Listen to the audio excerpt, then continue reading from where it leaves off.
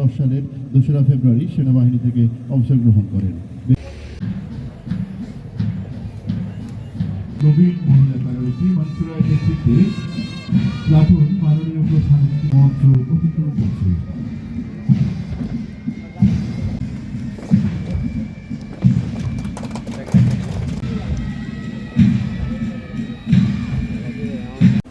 ওনা আরেকটা কারাগার করার চিন্তা ভাবনা আছে। ধরেন এইগুলি তো 2 দিন 1 দিনের ভিতরে করা যায় না, এগুলি সময় সাপেক্ষ করার চেষ্টা করি। যেমন ধরেন আগে এখানে একটা ট্রেনিং ইনস্টিটিউট ছিল, এখন ধরেন ট্রেনিং ইনস্টিটিউটটা রাজশাহী নিয়ে নেওয়া হয়েছে। এই জায়গাটায় আস্তে আস্তে সেভ হবে। নির্বাচন ভণ্ডুল বা কোনো অস্থিতিশীল করার কোনো সম্ভাবনা নেই।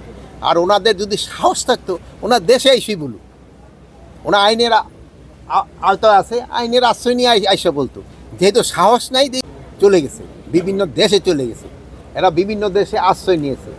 তারা এই অন্যান্য দেশগুলি যেন আমাদের আবার ফিরিয়ে দেয়।